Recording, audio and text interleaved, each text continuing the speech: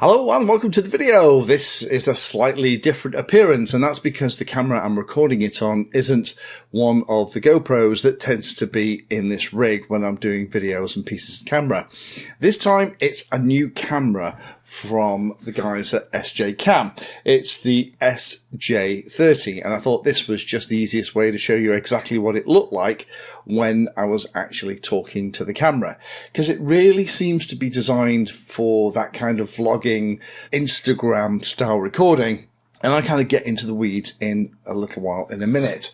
Now, the last time I looked at a camera from SJCAM was quite a few months ago now. It was actually the C400. It came with a huge array of features and accessories and actually worked quite well. It was only when you compared the image with something like a GoPro that you noticed the lower image quality. Now, this latest SJ30 comes with a dizzying array of accessories, and this seems to be the way that SJCAM operate. The image is probably not as nice as you'd get out of a GoPro, but if you can handle that, then you get all the goodies for a reasonable price.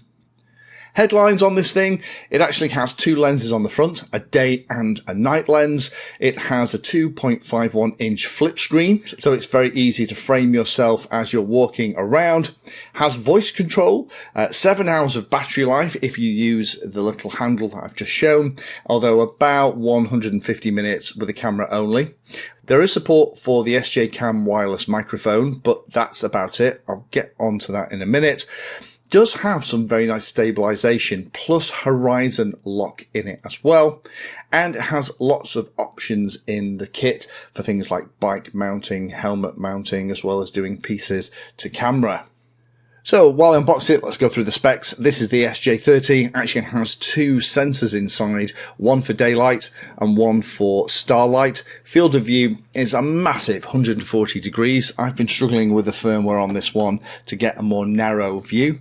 Video resolution is everything from 120 frames a second down at 720p to 1080, 2K, 4K, 5K, 6K, and then up to 8K. It's advertised as 8K, but it only goes up to 20 frames a second, so 8K isn't really usable.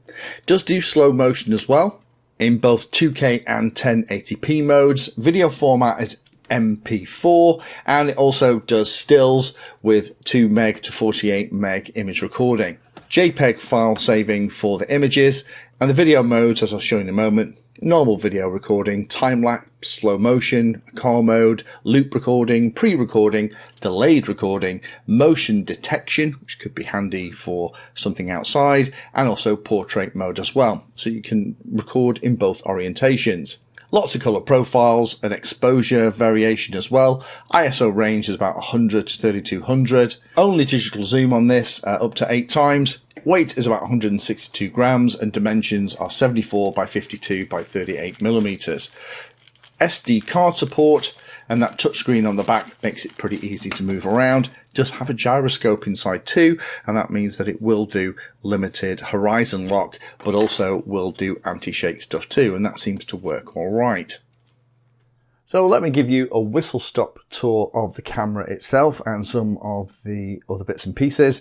There is a microphone here at the front, a couple of different covers for it, so if you want to cover it up you can. Again, we have the two lenses at the front, a day and a night one. We have a little LED above the SJCAM logo that can be on when it's recording. You can disable that. At the side, under this little thing, we have the SD card, micro SD and USB-C for charging and accessing your bits and pieces. Power button at the side, on off at the top. We have the speaker and also another auxiliary microphone here as well. The back piece does rotate.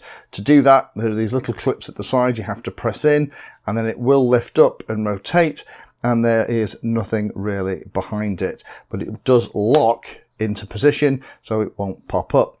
To turn it on, you just press and hold the power button. It does take a moment to boot. The thing with these is that they do tend to get better over time. The firmware updates tend to make it a little bit better. And you can see it kind of snaps round. We can push down and we have options to choose whether or not we want the day or night version. I'll show you the difference between those ones in a minute. You can also then in here have the options to turn on Wi-Fi. You can connect to the camera wirelessly using the app and control it as you would expect. There's the voice stuff, whether or not you're going to be in portrait or landscape mode. So putting it this way round means that I'm now recording vertically, which if that's the way you want to do it, and it's, you know, that kind of Instagram stuff that's going to float your boat. Let me put that back so that I can continue to show you how that works. There we go. Then we have the ability to play stuff, mess around with the microphone. We have the image stabilization.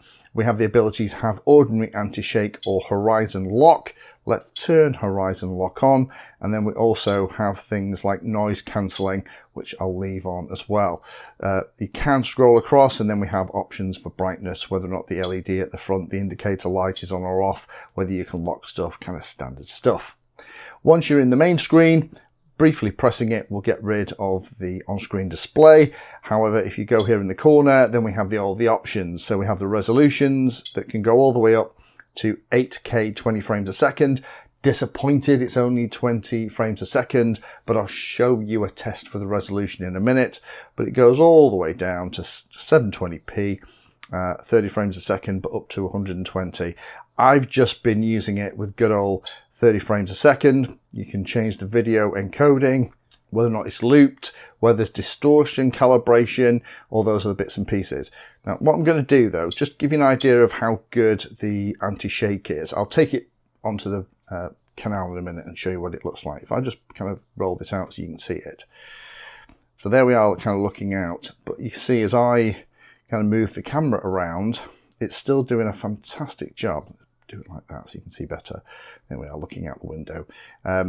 It's actually doing a pretty good job of managing both the shake but also the horizon. However, if you go too far, then it can't cope with it. So it's about 35-40 degrees and then you're in trouble. But if you're just kind of wandering around, just talking to the camera, holding it on top of the selfie stick, then you know what, that's going to be absolutely fine.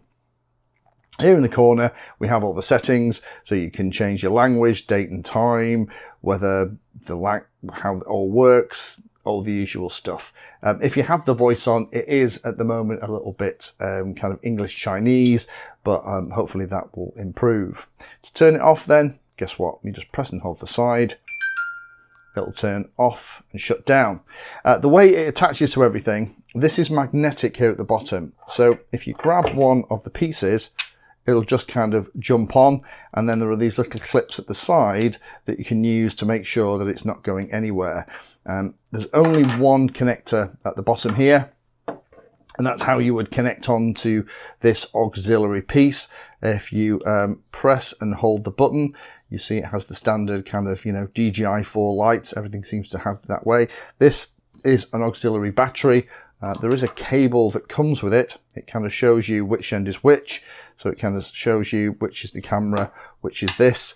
So you'd plug that into this, you connect it onto the bottom, and again it just kind of grabs it because it's magnetic, and then you open the door at the side and you plug it in, and that gives you auxiliary power.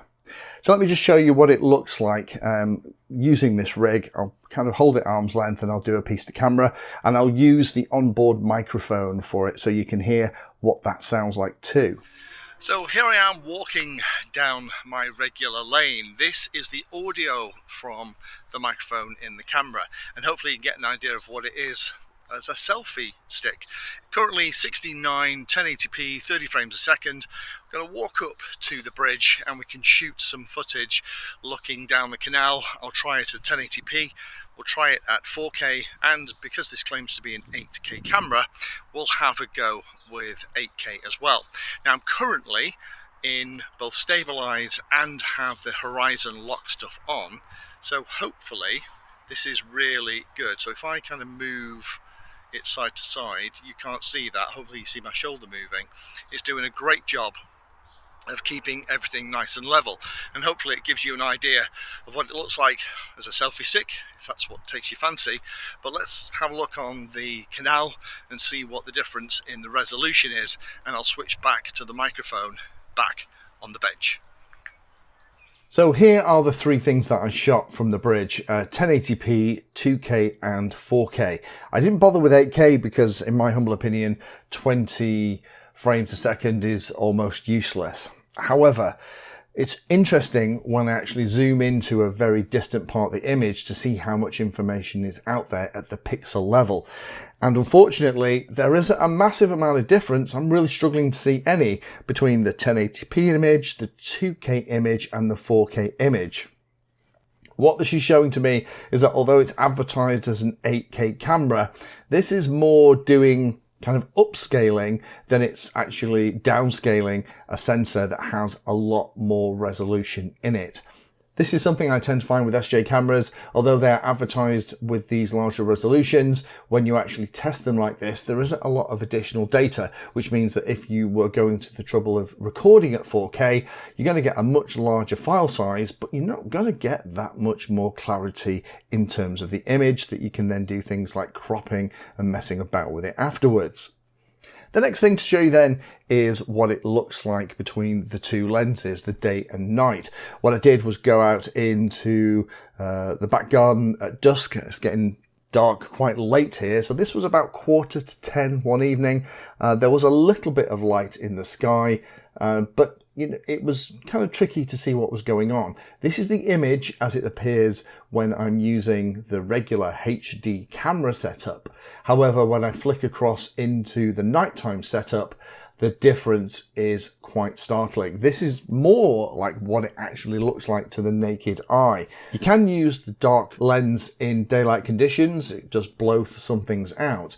But if you are going to be doing kind of selfie Instagram stuff in darker conditions, this actually gives a much nicer image. And it's interesting that they've decided to go for a 2-lens option rather than have one lens, something like one of the latest Sony sensors that can actually do low light and bright light all in one sensor.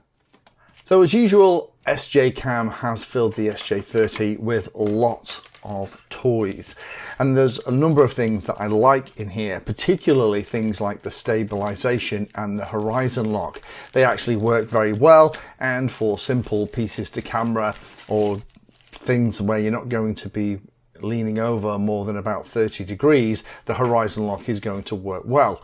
How that would work on something like a motorcycle, well, you'd have to be riding pretty carefully for that to work okay. I do like the fact that we have 16:9 and 9:16 modes. That means that it's perfect for both portrait and landscape shooting, because to be honest, this feels very much to me that this has been a camera designed for somebody who's looking for something with value for money and lots of features, where it is going to be used as a selfie camera, probably the most out of all the different modes that it can do. Do like the fact it's got the regular phone app. In practice, are you going to use it? No, the interface at the back of the camera is pretty easy to use. If you wanted to remotely start and stop it recording, that's probably the only thing that I would probably use it for over just doing everything on the screen at the back. The auxiliary external battery stick for long shooting times is a really welcome addition. If you are going to be out and about and you are going to be shooting yourself in environments for Instagram, TikTok and those kind of things, having that extra battery life is going to be worth its weight in gold. And the manuals and documentation is nice too. So if this is a new camera and you're not used to playing with these kind of things, it isn't going to take too long for you to get up and running. However, there are a number of things to be aware of with this. The biggest drawback for me is going to be the image quality. This is fine until I put it in an editor alongside some GoPro footage. The GoPro footage is always crisper, cleaner, with the clarity looking a little bit better. If video quality is your paramount need, I would probably go with another camera. However, there are a couple of other things as well that I draw your attention to. The main one is the microphone. There's no audio or jack in, which is a bit of a shame. It does have an SJCAM wireless microphone. It isn't particularly expensive. It's only about $15. I would definitely, if you're going to invest in one of these, grab one or two of those, because that would probably improve the microphone recording. I found the microphone is a little bit quiet, a little bit noisy, and the actual recording is quite flat too.